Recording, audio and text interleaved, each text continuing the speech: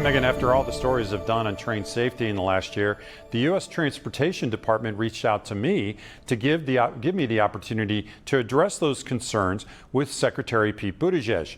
Here's what he had to say about efforts to improve train safety and what his thoughts are on the railway safety bill currently stalled in the U.S. Senate.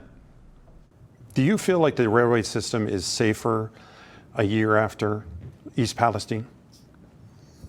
Well, I can tell you that we have taken a number of steps to make it safer, but Congress could and should do more. That's U.S. Transportation Secretary Pete Buttigieg speaking to me Tuesday about the state of the nation's railway system, less than 2 weeks from the one-year anniversary of the Norfolk Southern train derailment in East Palestine. That event caused a massive chemical spill and burn-off, creating environmental concerns that could last for years to come. In our interview, Buttigieg touted the tighter inspections his administration has put in place since the derailment.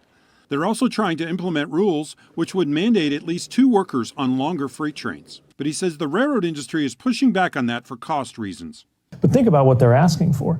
These railroad corporations are saying they should be able to run trains sometimes 2, 3, they're getting to be more than 3 miles long in some cases, and potentially have only one human being on board that train. But the former mayor of South Bend, Indiana, and former presidential candidate says there's only so much his department can do. Many changes need to come from Congress.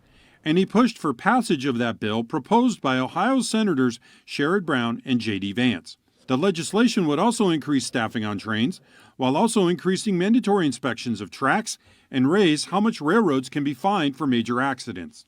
Congress could take care of this right away by enacting it. So we're not waiting on Congress because we think we have the authority to advance this rule right now. But it's one of many things Congress could do and should do. We also talked about my ongoing series regarding aging and crumbling train bridges and how hard it is to get their inspection records from the railroads and whether or not they should be made public. I'll have what Buttigieg had to say about that on Local 12 News tomorrow night. Back to you guys. Sure, you can stop watching, but let's be honest, you want to know more. Tap the links or even better, click subscribe to stay in the know.